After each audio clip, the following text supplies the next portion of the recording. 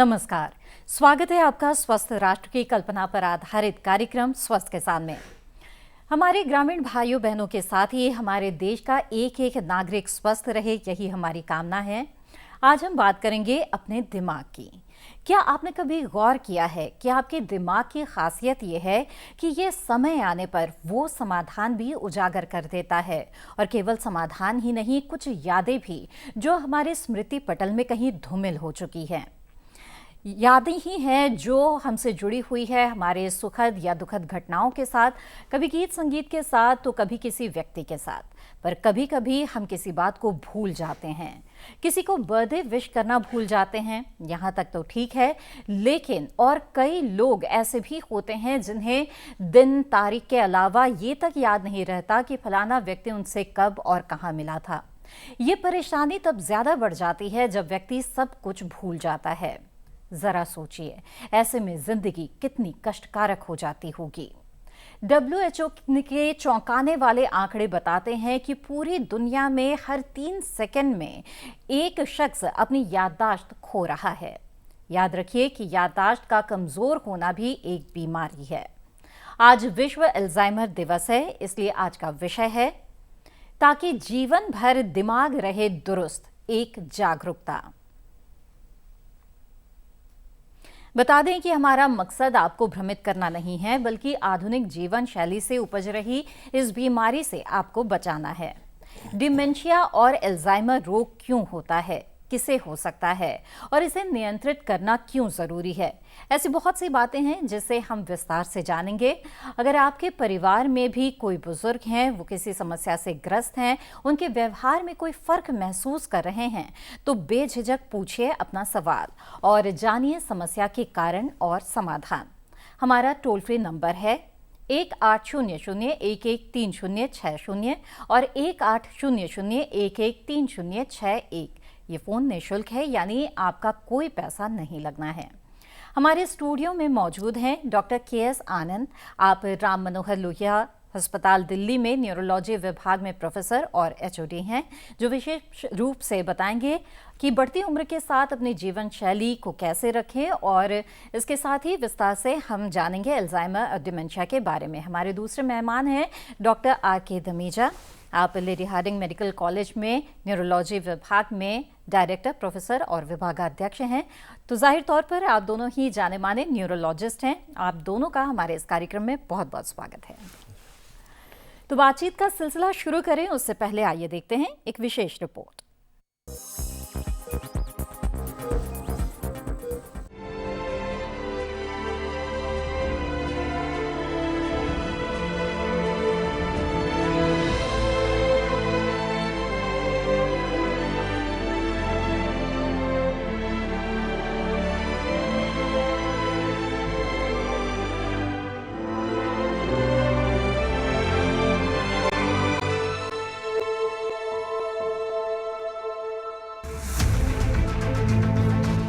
सितंबर आज के दिन दुनिया भर में अल्जाइमर दिवस मनाया जा रहा है।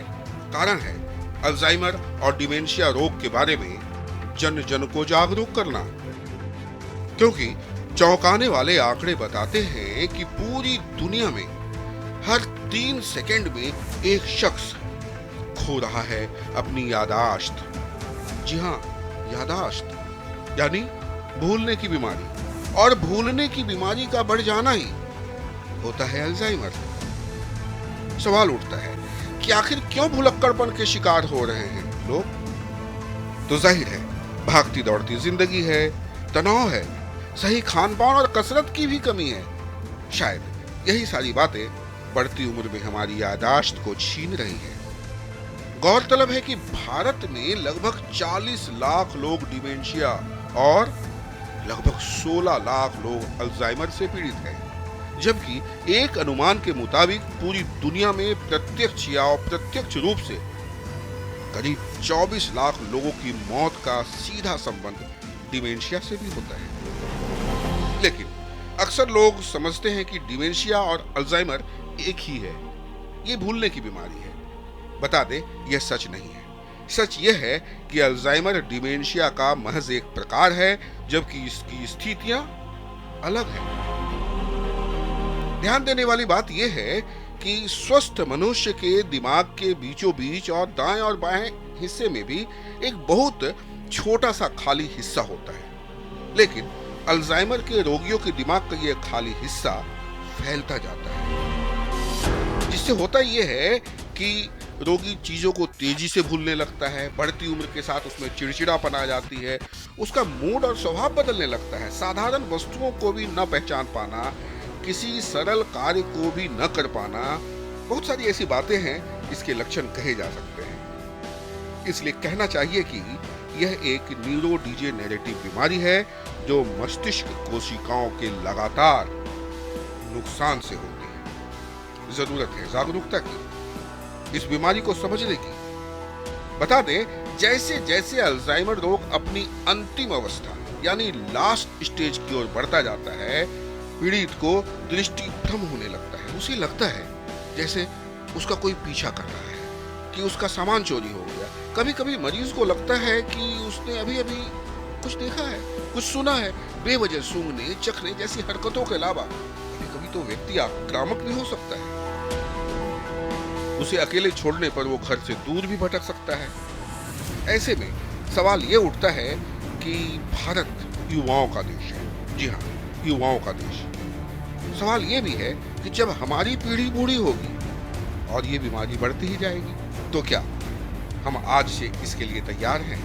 हमें तैयार होना होगा, और तैयारी का पहला कदम होगा जागरूकता, बीमारी को पहचानने की, समय पर इलाज कराने की और जागरूक होने की।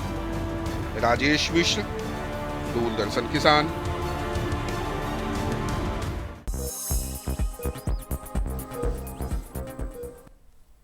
जहाँ तो जागरूकता से भरपूर एक ज्ञानवर्धक रिपोर्ट आपने देखी। आइए अब बातचीत का जो सिलसिला है उसे शुरू करते हैं और समझने की कोशिश करते हैं भूलने की समस्या, इस बीमारी के बारे में। डॉक्टर आनंद, सबसे पहले मैं आपसे बात करना चाहूँगी, और जैसा कि भूलने की बात हो रही है तो हमारे साथ अक्सर ऐसा होता है कि कभी कोई चश्मा कहीं रख कर भूल गए, चाबी रख कर कहीं भूल गए, या कुछ भी इस तरह की घटनाएं आमतौर पर होती है। लेकिन जब हम आंकड़े देखते हैं कि हर 3 सेकंड में कोई ना कोई पीड़ित हो रहा है भूलने की समस्या से, तो सवाल ये उठता है कि ये महज एक समस्या है या कि बीमारी? आपने जैसे कहा कि ये रोजमर्रा की जिंदगी में हम आप इस हमारे साथ होता है, कभी कहीं चीज रख के भूल गए, चाबी रख के भूल गए, या कोई किसी का नाम याद नहीं आ रहा, टेलीफोन नंबर याद नहीं आ रहा, ये इसको हम डिमेंशिया नहीं कहते।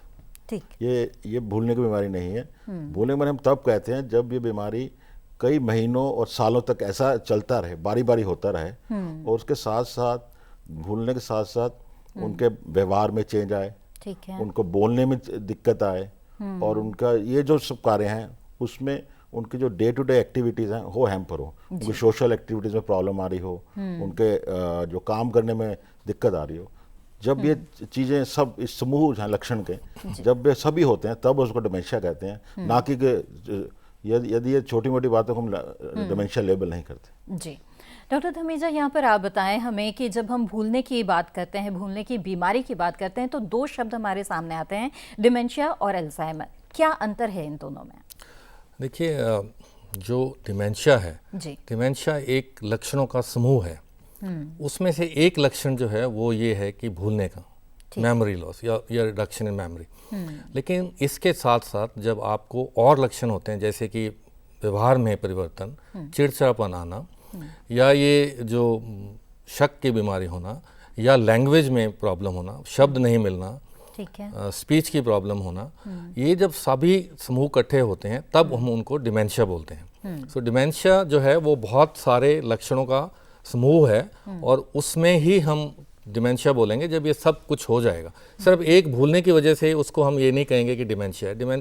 भूलने की जो एक समस्या है वो डिमेंशिया का एक पार्ट है। उसके साथ साथ और भी बहुत सारे कारण हैं। शारीरिक क्षमता में कमी होना या मानसिक क्षमता में कमी होना, वो भी एक जो है डिमेंशिया का पार्ट है।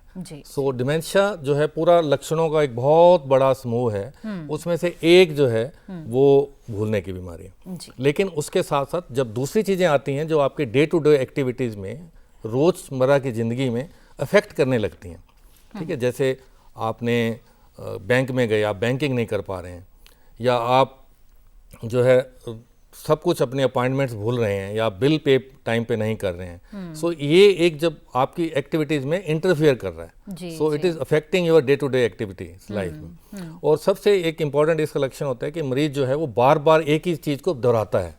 ब्रेकफास्ट कर लिया फिर पूछेगा कि ब्रेकफास्ट कर लिया क्या मैंने, दवा खा ली फिर पूछेगा दवा खा ली क्या मैंने। तो ये जो है बार बार एक ही चीज़ को रिपीट करना, रेपिटेशन करना भी एक लक्षण है डिमेंशिया का। जी बिल्कुल। और डिमेंशिया के साथ साथ अल्जाइमर के बारे में भी हम समझेंगे, जानेंगे। आज वर्ल्ड अल्जाइमर डे भी है, तो इस स्थिति में इस बारे में जागरूकता होना और भी ज़्यादा ज़रूरी है, जिसके बारे में हम बातचीत करेंगे। लेकिन इस बीच हम आइए जान लेते हैं कि इस बारे में एम्स में न्यूरोलॉजी विभाग की जो विभागाध्यक्ष हैं डॉक्टर MV पद्मा क्या कहती हैं। जो डिमेंशिया की प्रॉब्लम है ये अक्सर बुजुर्ग लोगों में होता है, ये देखा जाता है। हालांकि जैसे हमारे अल्जाइमर्स डिसीज़ के बारे में बात करें तो ये 60-70 साल के बाद ये होती है, तो इसको प्री सीनाइल डिमेंशिया कहते हैं। फिर भी ये बुजुर्ग लोगों में पाया जाता है, परंतु जो डिमेंशिया किसी रूप में किसी एज में भी हो सकता है, और कई तरह के जो ट्रीटेबल डिमेंशियास होते हैं वो यंग एज में भी हो जाते हैं, पर अल्जाइमर्स डिमेंशिया बुजुर्ग लोगों में होती है। तो ये देखा जाता है अगर कई 2 डोमेन में प्रॉब्लम आ गया और उनकी डे टू डे एक्टिविटीज, मतलब जो दिनचर्या जो होते हैं, रोजगारी होती, उसमें बदलाव आ गया। तो जैसे चेक्स बाउंस हो गए, उनको सिग्नेचर ही भूल गए, तो ये लेना देना में किसी को 20,000 दे दिया, वापस ही नहीं लिया, भूल ही गए। तो ये ऐसे प्रॉब्लम्स फाइनेंसेस में आ जाते हैं, डे टू डे में प्रॉब्लम हो जाती, सोशल इंटरेक्शंस में, अपनी वर्क प्लेस में, एम्प्लॉयमेंट में, बिहेवियर में। ये जब हो जाते हैं तब इन लोगों को डिमेंशिया बोल के एक डायग्नोसिस बनाते हैं और इनकी कारण ढूंढते हैं। तो इन कारणों में सबसे आम कारण अल्जाइमर्स डिसीज़ होती है। बिल्कुल, तो जाना आपने कि अगर ये समस्या बढ़ जाए तो किस हद तक आपकी ज़िंदगी प्रभावित हो सकती है, इसलिए बचाव बेहद ही ज़रूरी है और इसके बारे में बातचीत को हम आगे बढ़ाएंगे। डॉक्टर आनंद हमें बताएं कि जैसे कि डॉक्टर पद्मा ने भी बातचीत की शुरुआत की, तो अक्सर ये धारणा होती है कि जो बुज़ुर्ग लोग होते हैं वो बढ़ती उम्र के साथ भूलने लगते हैं। तो ऐसे में जानना चाहेंगे कि क्या वाकई ये उम्र से जुड़ी हुई समस्या है या फिर किस उम्र से इस तरह की समस्या शुरू हो सकती है? देखिए, जो अल्जाइमर डिजीज़ है ये इसका सबसे बड़ा रिस्क फैक्टर जो है वो है एज। जैसे जैसे उम्र बढ़ती है अल्जाइमर डिजीज़ की रिस्क बढ़ता है। ऐसा देखा गया कि यदि व्यक्ति 60 साल का है तो उसको 5% चांस है अल्जाइमर डिजीज़ होने का। यदि वो 80 साल का है तो उसको 40% चांस है कि उसको अल्जाइमर हो जाएगा। जी। तो जैसे जैसे एज बढ़ती है तो अल्जाइमर डिजीज़ होने की संभावना बढ़ती रहती है। जी। और डॉक्टर धमीजा हमें बताएं कि वो कौन से लोग हैं जो सबसे ज़्यादा इससे प्रभावित हो सकते हैं, संभावना जिनमें ज़्यादा होती है इस तरह की समस्या से प्रभावित होने की? देखिए, इसमें जो रिस्क फैक्टर्स हैं हम उनको 2 ब्रॉडर डिविजन्स में हम डिवाइड करते हैं। एक तो जो है मॉडिफाइबल, जिनको हम परिवर्तन कर सकते हैं, और एक है नॉन मॉडिफाइबल, जिनको हम चेंज नहीं कर सकते हैं। अगर हम नॉन मॉडिफाइबल की पहले बात करें, जिनको हम चेंज नहीं कर सकते हैं, उसमें एक तो आपकी उम्र है, जैसे डॉक्टर आनंद ने अभी जिक्र किया कि आपकी उम्र भी एक रिस्क फैक्टर है इस बीमारी को लाने के लिए। दूसरा जो है जेनेटिक, जो है कुछ लोगों में ऐसा जीन है, APOE4 जीन जो है, उसमें भी जो जिन लोगों में ये जीन पाया गया है और वो जीन जो बाहर के एनवायरनमेंट से इंटरेक्ट करता है तो वो उस स्थिति में इस बीमारी के होने के ज़्यादा चांस है। तो आपकी अनुवांशिक भी एक स्थिति है जिसमें आपको ये बीमारी हो सकती है।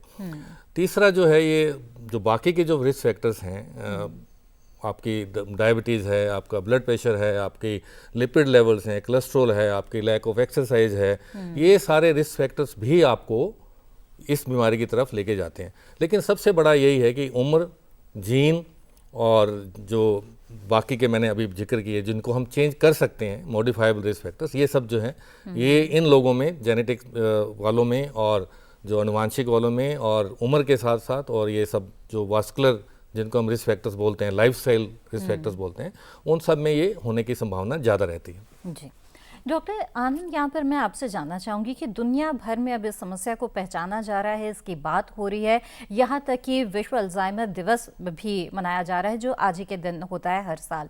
क्या वजह है कि ये जो समस्या है वो लगातार बढ़ती जा रही है?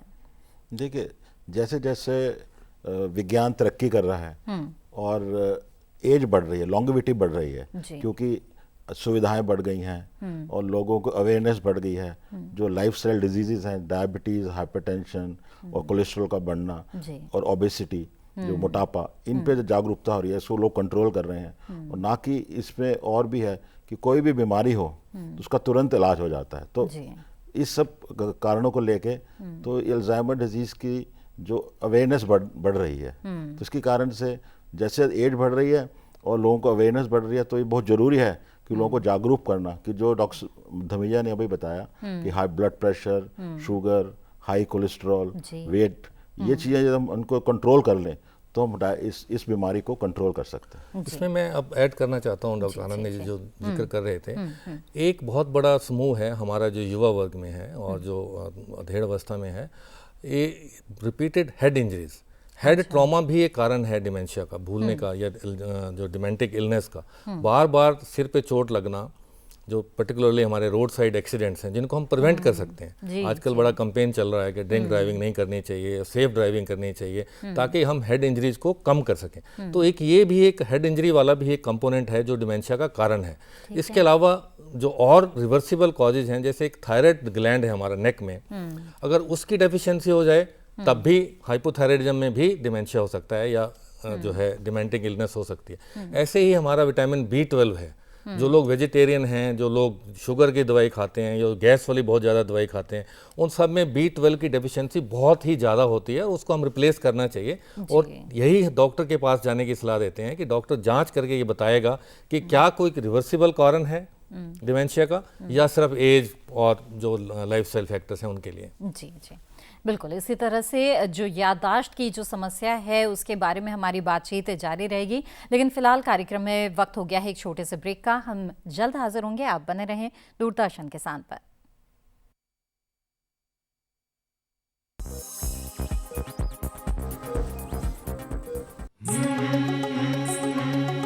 विविधताओं का देश भारत, जहां है नई सोच और परंपराओं की बुनियाद।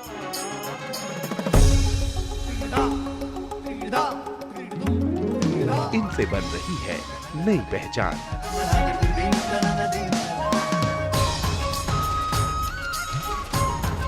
देखिए कार्यक्रम ये है मेरा इंडिया, एक यात्रा कामयाबी की, शनिवार और रविवार दोपहर 12:05 पर।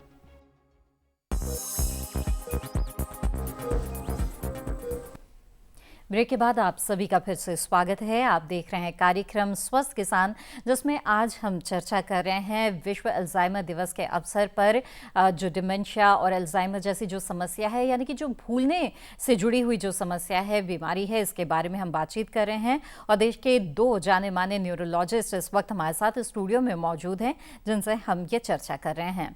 अगर आप भी अपना कोई सवाल पूछना चाहते हैं तो आप हमारे टोल फ्री नंबर पर कॉल कर सकते हैं। बातचीत को आगे बढ़ाते हैं और डॉक्टर धमीजा, यहाँ पर मैं आपसे जानना चाहूँगी कि विश्व अल्जाइमर दिवस के मौके पर ये ज़रूर हमें बताएं हमारे देश की स्थिति के बारे में कि हमारे देश में आज की तारीख में किस तरह की स्थिति है भूलने की इस समस्या को लेकर के।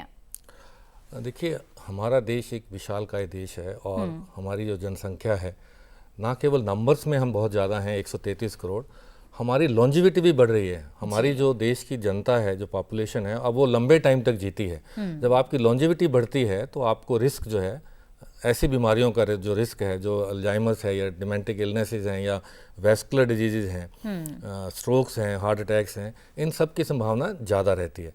लेकिन अब इस इतनी बड़ी पॉपुलेशन के जो एंगल से हम देखें तो हम एक तरफ बढ़ रहे हैं कि आने वाले 20-25 सालों में हमारे पास एक बहुत बड़ी जनसंख्या ऐसी हो जाएगी जो बुजुर्ग रहेगी, और वो जो बुजुर्ग जनसंख्या रहेगी, जो एज्ड पॉपुलेशन रहेगी, वो इन सब बीमारियों से ग्रस्त कभी ना कभी होगी।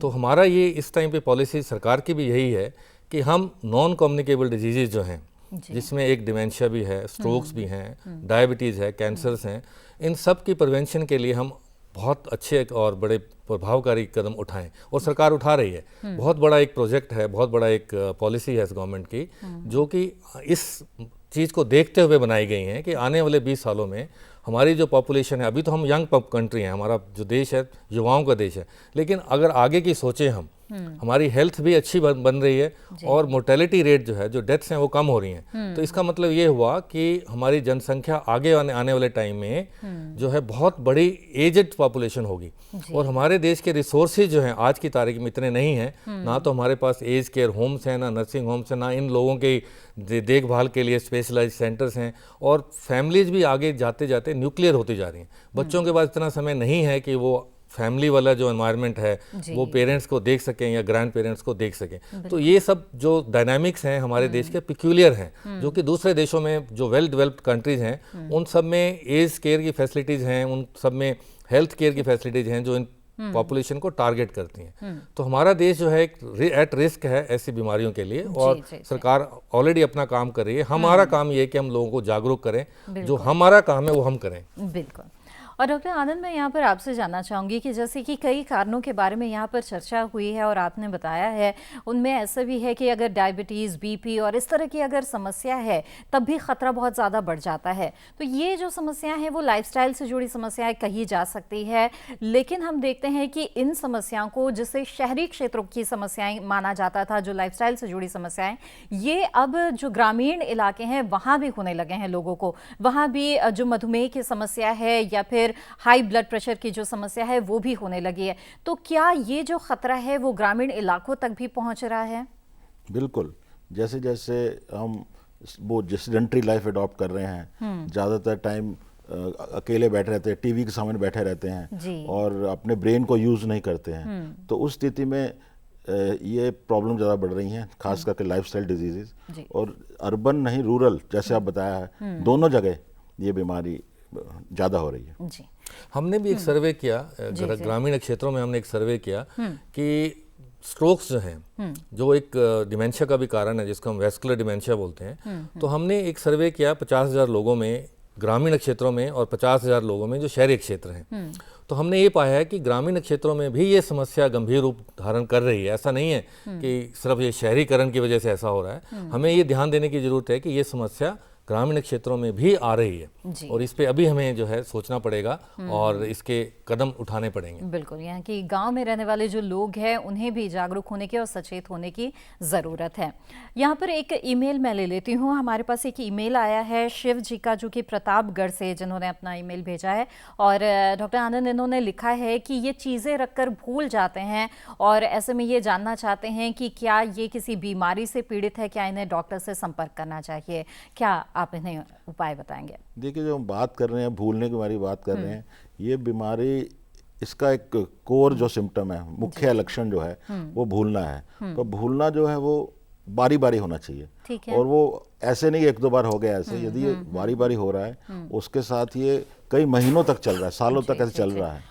तब मैं एक इसमें और जानकारी जोड़ दूं कि उन्होंने अपनी उम्र 55 साल की बताई है, तो क्या ये जो रिस्क वाले जोन में क्या ये पहुंच चुके हैं उम्र के लिहाज से? देखिए, जैसे हम कहते हैं 60 साल के बाद होता है, उसके पहले भी हो सकता है, क्योंकि लाइफस्टाइल डिजीज़ है। आजकल इवन 40 से 50 साल तक भी हमने देखा है कि अल्जाइमर डिजीज़ होता है, होने लग गया। जी। तो ये बेस पूरा वही है, जो लाइफस्टाइल हमारा जो है टोटली चेंज हो गया है, उसके कारण ये अब यंग एज में भी होने की संभावना बढ़ गई। बिल्कुल। डॉक्टर धमेजा, यहाँ पर मैं यही सवाल आपसे पूछना चाहूँगी कि कई लक्षणों के बारे में आप दोनों ने हमें यहाँ पर जानकारी दी है, कैसे ये समझे कि ये महज अब एक समस्या नहीं रह गई है, एक बीमारी का रूप लेती जा रही है और अब डॉक्टर से संपर्क कर ही लेना चाहिए? देखिए, ये जो फैमिली मेंबर्स हैं, ज़्यादातर उनको पता लगता है कि उनके बुजुर्ग के साथ कुछ समस्या है। जी। जैसे मरीज जो है, ऐसे बुजुर्ग मरीज, उनके स्वभाव में बदलाव आ गया है। उनको ये नहीं पता है कि दिन है या रात है, या वो गए हैं बाजार में, रास्ता भूल गए हैं, भटकना जिसको हम बोलते हैं। उनके जो दिनचर्या है उसमें दिक्कत आ रही है, या जैसे बार बार एक ही सवाल पूछते हैं, या फिर ऐसा समझिए कि इर्रेलेवेंट चीज़ें जब आती हैं, जैसे कह दिया कि किसी ने फ्रिज में अपनी घड़ी को रख दिया, फ्रिज में टूथपेस्ट को रख दिया, ठीक है, या फिर उन्होंने अपनी चाय तो पीने के लिए बोला किसी घर के मेंबर ने, लेकिन उनको ये नहीं पता है कि चाय के लिए कप मैं कहाँ से उठाऊँ, या उनके आगे खाना रखा है, उनको बता के चलेगी बेटिया कि पापा आप खाना खा लेना, लेकिन उनको ये नहीं पता कि खाना परोसना कैसे है या गर्म कैसे करना है। या उन्होंने ऐसे पूछा कि चाय में आज साबुन कम डाल दिया, चाय में तो हम चीनी कम डालेंगे या दूध कम डालेंगे। तो ये चीज़ें जब आने लगती हैं तो उससे थोड़ा आइडिया लगता है कि ये चीज़ अब नॉर्मल नहीं रही है, अब ये बीमारी का रूप धारण कर रही है। और फिर जो है इस ऐसी स्थिति में डॉक्टर के पास जाके जो है सलाह लेनी भी चाहिए और आगे जांच करनी चाहिए कि क्या ये प्रिवेंटेबल है, क्या ये रिवर्सिबल है। 55 साल की उम्र में तो रिवर्सिबल हो सकता है, ठीक है। लेकिन अगर बहुत ज़्यादा उम्र है तो रिवर्सिबल होने के चांसेस कम रहते हैं। लेकिन जांच करना और उसके बाद आगे जो है स्ट्रेटजी बनाना वो बहुत ज़रूरी है। पेशेंट के साथ साथ हम ये भी कहते हैं कि पेशेंट्स के फैमिली मेंबर्स को भी बहुत ज़रूरी है एजुकेट करना, उनके लिए भी जागरूकता बहुत ज़रूरी है। अब बिल्कुल, तो मरीज तो जो मरीज है उनके परिवार वालों के लिए क्यों जागरूकता जरूरी है और उनके आसपास का जो माहौल है वो कैसा रहना चाहिए जो उनके लिए फायदेमंद होगा, इसके बारे में आगे हम जानेंगे। लेकिन जैसे कि जांच और इसकी बात हो रही थी तो कई नई तकनीकें भी आ गई हैं और ग्रामीण क्षेत्र में जो लोग रहते हैं उन्हें किस तरह से जागरूक होना चाहिए और किस तरह की तकनीक उनके लिए उपलब्ध है, इसके बारे में जानकारी दी है director professor Lady Hardinge medical college की डॉक्टर रवि सोलंकी जी ने। मैं किसान भाइयों को ये सलाह देना चाहूँगा कि याददाश्त से संबंधित बीमारी को उम्र के साथ ना जोड़ें और वक्त पे रहते हुए अपने डॉक्टर के पास जाएं और उसका सही निदान करें और सही समय पर इलाज लें। बिल्कुल, तो इस संदेश के बाद इस चर्चा को आगे बढ़ाते हैं और डॉक्टर आनंद अब आपसे भी जानना चाहेंगे कि किस तरह की तकनीकें उपलब्ध हैं जब मरीज आते हैं। तो जैसे कि अब बताया कि कुछ बीमारी ऐसी होती है जो रिवर्सिबल है, कुछ होती है जो इरिवर्सिबल है, तो ऐसी स्थिति की जो पहचान है वो किस तरह से की जाती है? बहुत ज़रूरी है। जैसे भी कोई व्यक्ति आता है जिसको भूलने की दिक्कत है उसको हम पहले तो पूर्ण टेस्ट को एग्जामिन करते हैं, उसके मेमोरी टेस्ट किए जाते हैं, एक बेड साइड मेमोरी टेस्ट जिसको आम करते हैं, MMSE कहते हैं। उसके बाद डिटेल न्यूरो साइकोलॉजिकल असेसमेंट होती है। उसके बाद हम ब्लड टेस्ट करते हैं। ब्लड टेस्ट में हम थायराइड करते हैं क्योंकि लो थायराइड की डेफिशिएंसी से, थायराइड डेफिशिएंसी से भी कभी कभी डिमेंशिया के सिम्टम आ जाते हैं। और हम सीरम B12 है जो कि बहुत मुख्य विटामिन है, उसकी जांच करते हैं। और उसके बाद कुछ इन्फेक्शंस के हम जांचें करते हैं। अच्छा। और एक CT स्कैन, MRI, और जिससे हमें पता लगता है कि दिमाग की जो कोशिकाएं हैं जैसे कि वेस्कुलर डिमेंशिया है उसमें छोटे छोटे कोशिकाएं में ब्लॉक तो नहीं है या कोई ट्यूमर तो नहीं है या कौन सा हिस्सा दिमाग का सिकुड़ रहा है। ऐसा देखा गया कि अल्जाइमर डिजीज पेशेंट जो होते हैं उनमें दिमाग का जो अंदर का हिस्सा होता है टेम्पोरल लोब, खासकर मीडियल टेम्पोरल लोब, उसमें एक स्ट्रक्चर है जिसको हिप्पोकैम्पस कहते हैं जिसमें मेमोरी स्टोर होती है, वो सिकुड़ जाता है। तो उससे हम अंदाजा लगा लेते हैं कि व्यक्ति को इसके सिकुड़ने से अल्जाइमर डिजीज हुई है। तो उसके अलावा हम बहुत एडवांस्ड टेस्ट भी हैं जैसे कि हम फंक्शनल इमेजिंग करते हैं ब्रेन की, जिसमें ब्रेन के डिफरेंट एरिया का मेटाबॉलिज्म पता लगता है। और अब तो बहुत ही एडवांस्ड टेस्ट आ गए हैं जिसको कि एमिलॉइड इमेजिंग कहते हैं, जो कि एक एबनॉर्मल प्रोटीन है जो कि दिमाग में इकट्ठा हो जाता है। वो इसी एरिया में इकट्ठा होता है जहाँ पे मेमोरी स्टोर होती है, जैसे कि ये टेम्पोरल लोब, हिप्पोकैम्पस। तो उसमें पता लग जाता है कितना उसमें ये जो एबनॉर्मल एमिलॉइड है कितना कलेक्ट हुआ है। बिल्कुल, यहाँ पर एक ईमेल शामिल कर लेते हैं। स्मिता प्रकाश जी ने ईमेल भेजा है रांची झारखंड से और डॉक्टर धमीजा इन्होंने लिखा है कि उनकी जो माँ है वो 69 साल की हैं और उन्हें भूलने की बीमारी है और इसके लिए वो दवाइयाँ भी ले रही हैं, लेकिन इसके साथ ही और क्या किन बातों का ध्यान रखा जाए वो जानना चाहती हैं। देखिए, इनकी बातों से लग रहा है कि उनको ऑलरेडी एस्टेब्लिश्ड डायग्नोसिस है डिमेंशिया की या अल्जाइमर्स की और उनकी ट्रीटमेंट भी चल रही है। तो जो ट्रीटमेंट है वो ये कोई क्योरेबल तो नहीं है, सिम्टम्स को कंट्रोल करते हैं और आगे डिजीज ना बढ़े इस चीज़ के लिए हम दवाई देते हैं। तो दवाई तो अपनी जगह है, रेगुलर है। इसके साथ उनके जो डे टू डे चर्या है उनकी जो है अपनी उनको डायरी बना के रखें ताकि उनको रिमाइंडर रहे कि ये काम करना है, ऐसे करना है। और उनके जो दूसरे जो क्षमताएं हैं शारीरिक और मानसिक, उनके ऊपर खास ध्यान देना चाहिए। जहां उनके असिस्टेंस है एक्टिविटीज ऑफ डेली लिविंग में, रोज की दिनचर्या में, उसकी सपोर्ट के लिए उनको ध्यान देना चाहिए। और डिपेंड करता है कि उनकी आगे किस टाइप का डिमेंशिया है। अब ब्रॉडली स्पीकिंग, अब जैसे डॉक्टर आनंद बता रहे थे कि ये जो बीमारी शुरू होती है हमारे हिप्पोकैम्पस एरिया में शुरू होती है जी। जहाँ हमारी कोशिकाएं हैं जो एज के साथ थोड़ी थोड़ी कमज़ोर होती हैं, उसको काउंटर करने के लिए हमारा अपना शरीर जो है एमिलॉइड प्रोटीन बनाता है और वो एमिलॉइड प्रोटीन की डेपोजिशन ही इटसेल्फ जो है वो कॉज करती है उनको आगे डिस्ट्रक्शन के लिए। तो वो जो प्लाक्स एंड टैंगल्स हम इसको बोलते हैं वो एमिलॉइड से बनते हैं।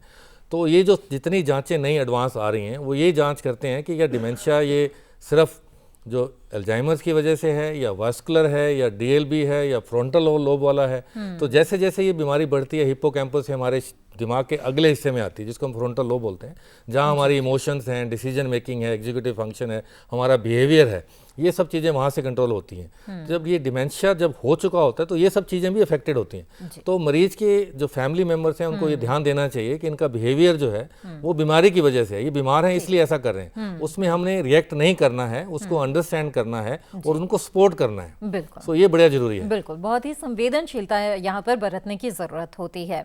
और दुनिया भर में जो भूलने की बीमारी है वो किस तरह से गंभीर रूप लेती जा रही है, इसके बारे में डॉक्टर पद्मा ने क्या बताया, आइए देखते हैं।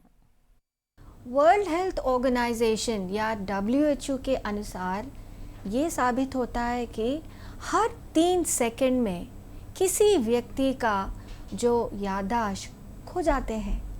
तो आप देख लीजिएगा, हमारे भारत देश में तकरीबन हर साल 16 लाख मरीज ये जो डिमेंशिया का शिकारी बन जाते हैं।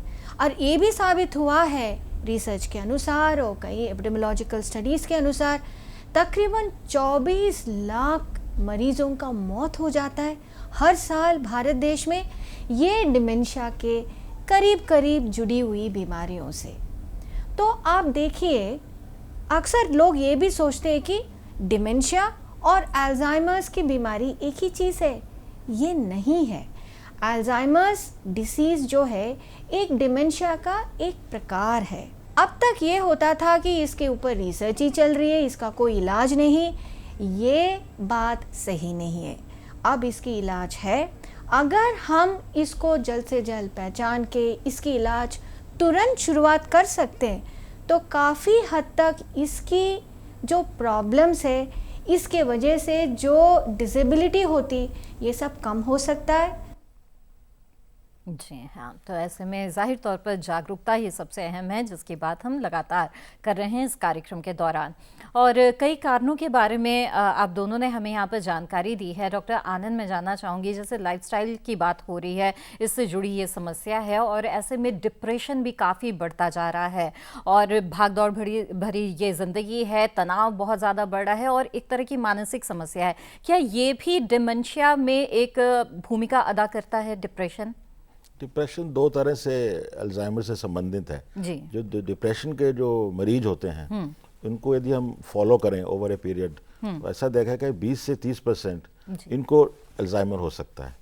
तो एक रिस्क फैक्टर है, डिप्रेशन एक रिस्क फैक्टर है अल्जाइमर डिजीज के लिए। और अल्जाइमर डिजीज जिस व्यक्ति को है उसको डिप्रेशन भी हो सकता है। ठीक है। ये एक जैसे हम बिहेवियर सिम्टम्स ऑफ डिमेंशिया कहते हैं, तो उनको डिप्रेशन हो सकता है। तो दोनों तरह से पॉसिबल है।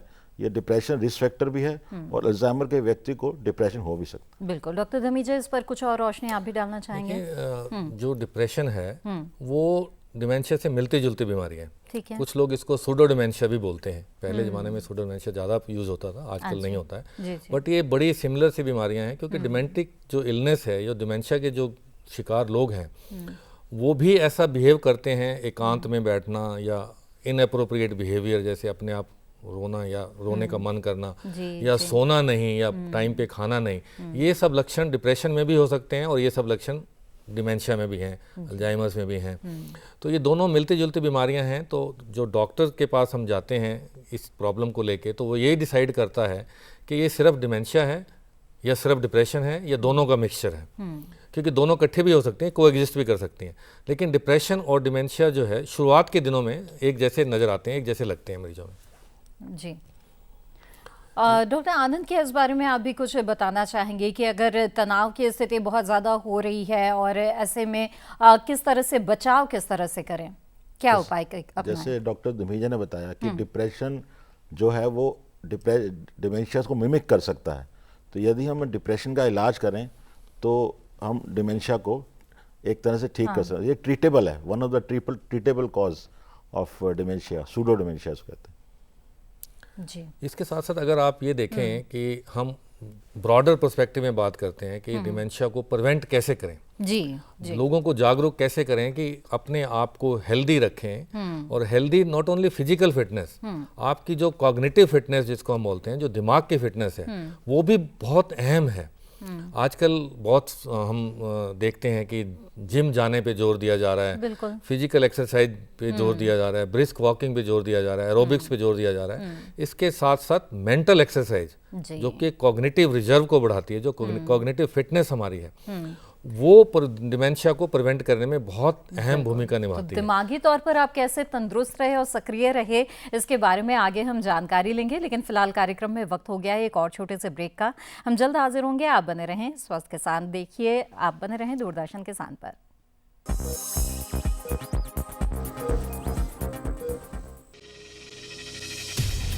आपकी जीवन शैली और जीने के अंदाज को टटोलता कार्यक्रम, जहां हर दर्द के हमदर्द होते हैं हम और पूछते हैं आपसे, कैसे हैं आप? कैसे हैं आप? कैसे हैं आप? जीवन को एक नए अंदाज से जोड़ता एक ज्ञानवर्धक कार्यक्रम, कैसे हैं आप? रविवार सुबह 10:05 पर।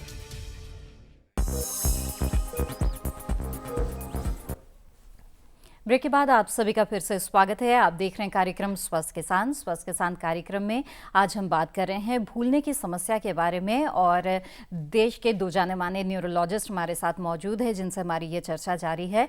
आप भी अगर कोई सवाल पूछना चाहते हैं तो आप हमारे टोल फ्री नंबर पर कॉल कर सकते हैं। डॉक्टर आनंद, बात हो रही थी भूलने की जो समस्या है, इसके किस तरह के लक्षण हैं। अब जानना चाहेंगे आपसे कि बचाव के क्या कुछ उपाय हैं, आप क्या सुझाव देना चाहेंगे? देखिए, यदि आप डिमेंशिया से बचाव चाहते हैं तो सबसे पहले है कि रेगुलर एक्सरसाइज। एक्सरसाइज बहुत ज़रूरी है। एरोबिक एक्सरसाइज कम से कम 30 से 40 मिनट एक दिन में और 5 दिन हफ्ते में ज़रूरी है, क्योंकि एक्सरसाइज से देखा गया है कि जो बीमारी जो भूलने की बीमारी है इसमें काफ़ी और मेमोरी को भी काफ़ी इम्प्रूव किया जा सकता है। दूसरी बात है खान पान में। जी, खान पान में खास ध्यान रखना है। एक मेडिटेरियन डाइट होती है जिसमें कि ज़्यादा फल और सब्जियां, लेग्यूम्स या ऑलिव ऑयल, ये चीज़ें ज़्यादा होती हैं। ये ज़्यादा खाने से देखा गया है कि मेमोरी की बीमारी जो है वो कम हो जाती है। दूसरी बात है, हम लोग ज़्यादा चटपटा खाते हैं, फ्राइड खाते हैं। फ्राइड खाने में हमारे ज़्यादा ट्रांस फैट होते हैं, जैसे कि पिज़्ज़ा है या समोसा है या ये पकौड़े वगैरह हैं। ये बहुत ही हानिकारक हैं ब्रेन के लिए। जी। तो इसका सेवन नहीं करना चाहिए और ज़्यादा फल सब्जी ज़्यादा खानी चाहिए। और तीसरी बात, सैचुरेटेड फैट्स जो कि चीज़ है या मक्खन है, इनमें ज़्यादा पाया जाता है, तो इसका कम सेवन करना चाहिए। जी जी, बिल्कुल। इसके साथ साथ जो है अगर आप देखेंगे कि अगर आप अपने आप को मेंटली एक्टिव रखें, जी, एक्सरसाइज करें, कोई नई भाषा सीखें। एक लैंग्वेज सीखने की कोई उम्र नहीं है, आप किसी भी उम्र में नई भाषा सीख सकते हैं। और नई भाषा सीखना दिमाग की बहुत बड़ी अच्छी एक्सरसाइज मानी जाती है। आप मेंटल एक्सरसाइज, अर्थमेटिक्स, ये सब कर सकते हैं। रीडिंग करिए, जितना आप रीडिंग करेंगे उतना अच्छा रहेगा। इसके अलावा अभी जो नई रिसर्च आ रही है वो ये कहते हैं कि आप अपने आप को सोशली एक्टिव रखें, अपना फ्रेंड सर्कल बढ़ाएं, सोशली जो है एक्टिव रहें, अपने रिलेशनशिप्स को मेंटेन रखें, बच्चों के साथ, ग्रैंड चिल्ड्रन के साथ। अपने आप को आइसोलेट मत करें। जी, तो अगर आप ये सब चीज़ें रखेंगे, अपने आप को सोसाइटी के साथ इंटीग्रेट करके रखेंगे, बच्चों के साथ मिलजुल के उनके साथ पार्टिसिपेट करेंगे, उनकी एजुकेशन में, उनकी दिनचर्या में, उनके खेल कूद में, तो भी आपके लिए ये ब्रेन की बहुत बड़ी एक्सरसाइज है। In spite of all this other जो क्रॉसवर्ड्स हैं, पजल्स हैं, ब्रिज है, ये सब चीज़ें जो है मेंटल एक्सरसाइज के लिए बहुत अच्छी देखिए। और मैं कहना चाहूँगा ये खास करके यदि कोई हॉबी करें, जैसे कि गार्डनिंग है या किसी पेट को पालें या फिर डांस सीखें और म्यूजिक में ज़्यादा रुचि लें, तो बेसिकली अपने माइंड को एक्टिव रखें। Keep your mind active. जी, यहाँ पर एक ईमेल ले लेते हैं। डॉक्टर धमीजा, एक ईमेल भेजा है पारुल जी ने लखनऊ से, और इन्होंने पूछा है कि उनका बेटा है जो 12 साल का है और उसे कोई भी चीज़ याद नहीं रहती। पढ़ाई की खास तौर पर बात उन्होंने लिखी है कि वो पढ़ता तो खूब है लेकिन उसे पढ़ाई याद नहीं रहती है, तो ऐसे में वो क्या करें? देखिए, ये तो अब डिमेंशिया से रिलेटेड नहीं है और ये हर पेरेंट्स की, ज़्यादातर पेरेंट्स की थोड़ी सी ये प्रॉब्लम रहती है कि उनके बच्चे उनकी एक्सपेक्टेशंस के हिसाब से उतना अच्छा नहीं कर रहे हैं। ऐसा नहीं है कि उसको कोई प्रॉब्लम है, मेडिकल प्रॉब्लम जी, है, जी, जी। हो सकता है कि उसकी किसी सब्जेक्ट में रुचि नहीं हो और वो पढ़ाई के अलावा किसी और इंटरेस्ट में हो। ये बहुत सारे लोग होते हैं जो एक फील्ड में अच्छे नहीं हैं लेकिन दूसरे फील्ड में बहुत ही अच्छे हैं।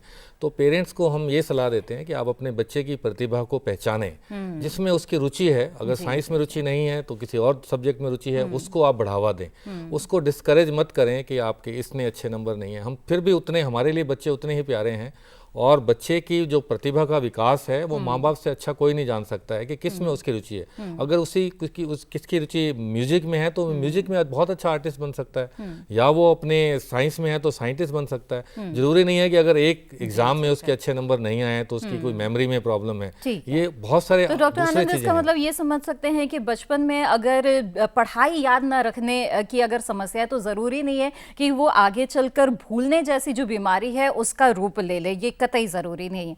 और इसके साथ ही दिमाग को तंदुरुस्त रखने के लिए बेहतर है कि जिन चीजों में रुचि हो उसमें शामिल हुआ जाए। डॉक्टर आनंद, मैं कहना चाहूँगा आजकल देखा गया बच्चे जो हैं ज़्यादातर स्मार्टफोन पे लगे रहते जी, हैं, जी, आईपैड पे लगे रहते हैं, इतने ज़्यादा उसमें समय व्यस्त कर रहते हैं। इसमें उनको इन खासकर इन बच्चों को देखा गया है, इनको अटेंशन प्रॉब्लम होती है, मेमोरी प्रॉब्लम होती है। तो इनका जो यूसेज है वो अप्रोप्रिएट करना चाहिए। ज़्यादा यूज़ करने से भी कभी कभी मेमोरी प्रॉब्लम हो सकती है। जी जी। हम ये कहते हैं कि जो स्क्रीन टाइम है, स्क्रीन टाइम को थोड़ा कम करना चाहिए बच्चों को। सोने से पहले 1 घंटा बिल्कुल सारी स्क्रीन्स, चाहे वो फ़ोन की हो, चाहे वो आईपैड की हो, चाहे वो लैपटॉप की हो, ये सब जो है जो आती हैं, ये सिर्फ मेमोरी की प्रॉब्लम नहीं है, और भी प्रॉब्लम्स हो सकती हैं इससे, अटेंशन में और दिमाग में। तो इसलिए अच्छा यही है कि एक मॉडरेशन में हर चीज़ का इस्तेमाल होना चाहिए। जी डॉक्टर आनंद, भारत युवाओं का देश है और देश की जनसंख्या का 65% जो है वो 35 वर्ष से कम आयु के हैं। पर हमारी पीढ़ी जब बूढ़ी होगी तो ये बीमारियां और बढ़ेगी, पर क्या हम इसके लिए तैयार हैं? बिल्कुल, अब बात की है जैसे कि हमारा प्रोग्राम्स है, नॉन कम्युनिकेबल डिजीज़ प्रोग्राम है, जिसके में हम बीपी, ब्लड प्रेशर और शुगर और हार्ट डिजीज़ को कंट्रोल कर रहे हैं। क्योंकि यदि हम इसको पहले कंट्रोल करेंगे तो जो आगे बीमारियां हैं दिमाग की जो कि मेमोरी से संबंधित हैं वो कम होंगी। जी, और क्यों ज़रूरी है हमारी याददाश्त हमारे लिए, ये जानने के लिए आइए देखते हैं एक रिपोर्ट।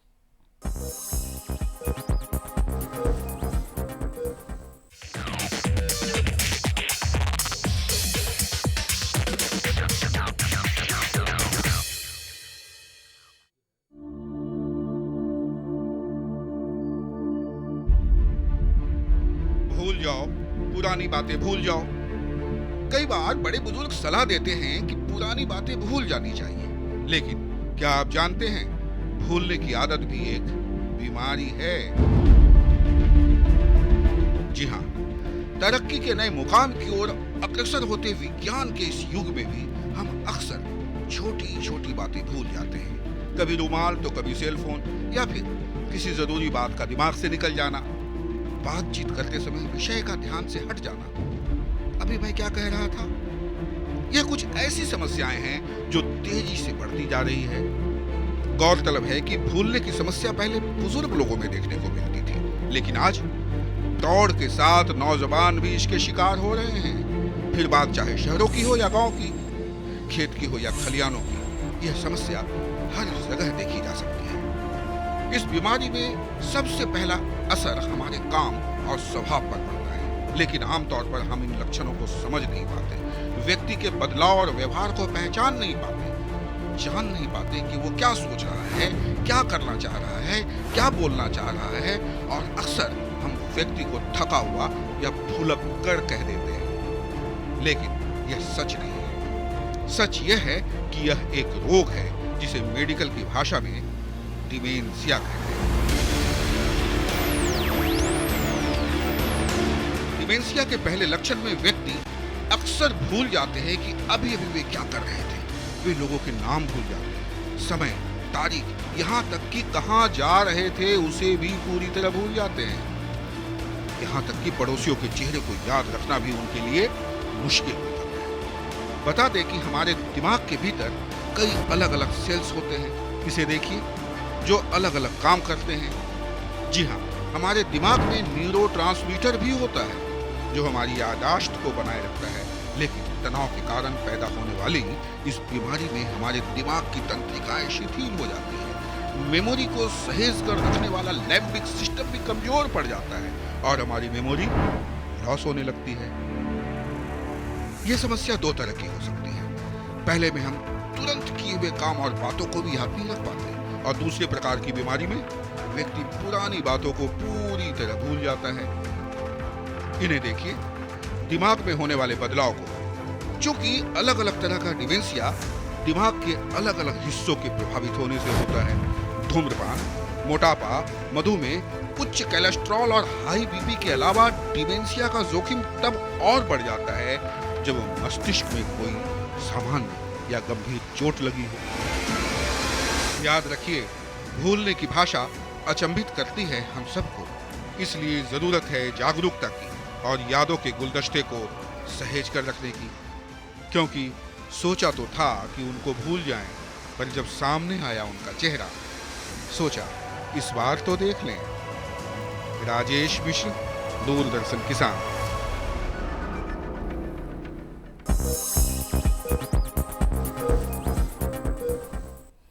भूलने की समस्या बहुत ही आम लग सकती है, लेकिन इसके जो परिणाम हैं वो बहुत ही गंभीर हो सकते हैं। इसलिए भूलने की समस्या अगर हो रही है तो फिर जागरूक बने और समझे कि किस तरह से बचाव के उपाय किए जा सकते हैं, और इसी पर बातचीत आज हम कर रहे हैं। और ऐसे में डॉक्टर धमीजा, आपने कार्यक्रम की शुरुआत में भी बताया था कि कई प्रकार के लक्षण होते हैं, कई तरह के व्यवहार में बदलाव नज़र आने लगते हैं। स्पीच में भी आपने बताया था, जो बातचीत इंसान करता है बोलने में, उसमें भी कुछ तरह के बदलाव आने लगते हैं। ऐसी स्थितियां जब आने लगे तो क्या करें? देखिए, जो डिमेंशिया है, अगर डिमेंशिया अल्जाइमर्स की वजह से है तो एक उसका सेट पैटर्न है कि मेमोरी लॉस होना और फिर उसके बाद बिहेवियर प्रॉब्लम आना, फिर उसके बाद स्पीच आना। जो दूसरे कारण हैं डिमेंशिया के, जिसको हम एक फ्रंटल टेम्पोरल डिमेंशिया बोलते हैं, FTD, उसमें ज़्यादातर स्पीच इन्वॉल्वमेंट होती है। उसमें आपको भाषा जो है, आपकी लैंग्वेज जो है, वो लैंग्वेज पे डिफेक्ट आता है। एक स्पीच तो हमारे दो कंपोनेंट, एक तो हम बोलते हैं शब्द को, जो हमारा बोलने का जो पार्ट है, और एक हमारे दिमाग के अंदर लैंग्वेज है। तो वो लैंग्वेज में शब्द भूलना, शब्द याद नहीं आना, या जो मैं बोल रहा हूँ वो समझ नहीं पाना, वो एक बहुत बड़ी समस्या बनती है। वो उसका एक पर्टिकुलर डिमेंशिया का एक अलग प्रकार है जिसको हम FTD बोलते हैं। एक तीसरा प्रकार डिमेंशिया का होता है जिसको हम DLB बोलते हैं, जो डिमेंशिया विद लुई बॉडीज, और डिमेंशिया लुई बॉडी डिमेंशिया जिसको हमें, उसमें जो है अलग तरह के लक्षण हैं। उसके लक्षण क्या हैं मैं आपको बताता हूँ। कि एक तो उसमें पर्सनैलिटी डिसऑर्डर्स है, आप में उसमें जो है बिहेवियर प्रॉब्लम है कि उनको दिखता है कि दीवार पे चींटियाँ चल रही हैं, छिपकली चल रही है, या मुझे आवाज़ें सुनाई दे रही हैं, या वो फलाना पुरुष आ गया है, या फलाना महिला आ गई है सामने, जो कि रियल नहीं है। डिल्यूजन्स और हेलुसिनेशंस इनको बोलते हैं। या आप शक की बीमारी करते हैं कि मैंने जो है, मेरी मेड सर्वेंट ने मेरा पर्स उठा लिया है, या मेरे सोने की गहने निकाल लिए हैं। ये भी एक कंपोनेंट है इस DLB का, जो कि पर्सनैलिटी डिसऑर्डर है, और ये फ्लक्चुएट करता है। कभी दिन में सुबह के टाइम पे ज़्यादा है, दोपहर के टाइम पे कम है, या शाम के टाइम पे ज़्यादा है। तो ये हमें बताता है कि ये किस टाइप का डिमेंशिया है। ये DLB है, फ्रंटोटेम्पोरल है। और एक सबसे बड़ा एक और कारण है जिसको हम वैस्कुलर डिमेंशिया बोलते हैं, जो हम स्ट्रोक्स की वजह से होता है, जो हमारे दिमाग में बार बार लकवा हुआ जिसको, वो भी एक दिमाग का हिस्सा जो है एक किस्म से डेड हो गया, और वो बार बार होते होते स्टेप वाइज पैटर्न से एक डिमेंशिया का रूप धारण करता है। जो कि मेन उसके कारण यही है कि शुगर है, ब्लड प्रेशर है, लिपिड्स है, कोलेस्ट्रॉल है, और ये क्लॉट से बनता है, या जो है दिमाग की हमारी ब्लड सप्लाई जो है वो उससे जो इफेक्ट होती है, और वो दिमाग को ऑक्सीजन कम मिलती है। तो कहा यह गया है कि अगर आप अपने हार्ट का जो है देखभाल करेंगे तो दिमाग की देखभाल अपने आप हो जाएगी। So whatever is good for the heart is also good for the brain. So ये एक बड़ी कॉमन सी सेइंग है, और ये बड़ी सार्थक भी है आज के संदर्भ में। चलिए इसी बात पर आगे बढ़ते हैं और डॉक्टर पद्मा का एक और संदेश यहाँ पर सुनते हैं। दवाइयों के अलावा हमारे देश में तो योगा बहुत महत्वपूर्ण है। Yoga is a way of life.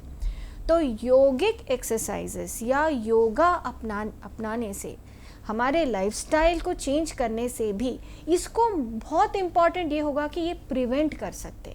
जो भी डिमेंशिया है, अगर हमारा जेनेटिक कॉन्स्टिट्यूशन ऐसा भी है कि बाकी आगे जाके हो सकता है कि अल्जाइमर्स डिसीज़ हो, तो उसको भी काफ़ी हद तक प्रिवेंट कर सकते हैं अगर हमारा लाइफस्टाइल और हम योगा अपनाएं और योगिक लाइफ हम अपने जीवन में ले आए।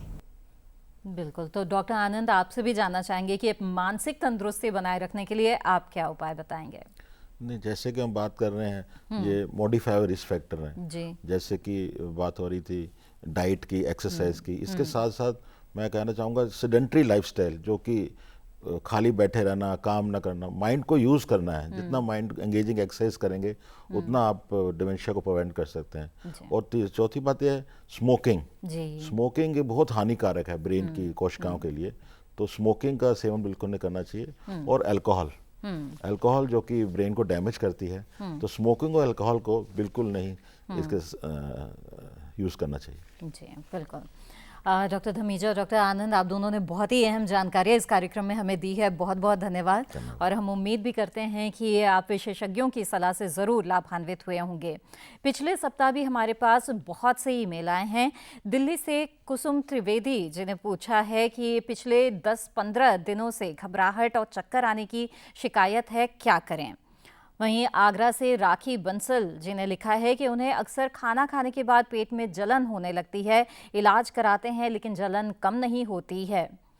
दोस्तों, हम बहुत जल्द विशेषज्ञों के सामने आपकी समस्याओं को लेकर हाजिर होंगे, जिसकी सूचना आपको कार्यक्रम से 2 दिन पूर्व टीवी के माध्यम से मिल जाएगी। आप हमें लिखें या मेल करें। हमारा पता है डीडी किसान, कमरा नंबर 7, दूसरी मंजिल, केंद्रीय कार्यक्रम निर्माण केंद्र, दूरदर्शन, खिलगांव, नई दिल्ली 110049। आप हमें ईमेल भी कर सकते हैं। हमारा ईमेल आईडी है swasthkisan@gmail.com।